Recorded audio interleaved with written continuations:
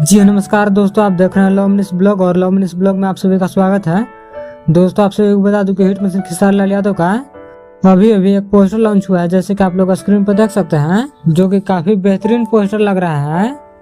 और इस सॉन्ग का नाम है उमरिया का फर्क और इस सॉन्ग को लिखे है कुंदन प्रीत, जो कि खेसारी लाल यादव के साथ में बहुत दिनों बाद कुंदन प्रीत कमबैक कर रहे हैं।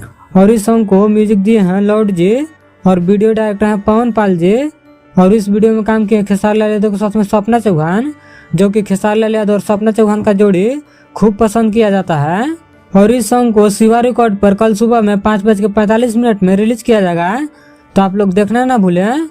और यह सॉन्ग सोलो सॉन्ग है, जो कि खाली खेसारी लाल यादव जी गाए हैं इस सॉन्ग को। और इस सॉन्ग का वीडियो कल सुबह में आ रहा है, तो आप लोग देखना ना भूलें। तो इस वीडियो में इतना ही। इस वीडियो के बारे में क्या कहना चाहते हैं कमेंट करके जरूर बताएं। और मेरे चैनल पर नया हो तो चैनल को सब्सक्राइब कर ले, ताकि ऐसे हिट मशीन खेसारी लाल यादव से जुड़ी सारी छोटी बड़ी खबरें सबसे पहले देखने के लिए मिले। तो मिलते हैं अगले वीडियो में, तब तक ले जय हिंद।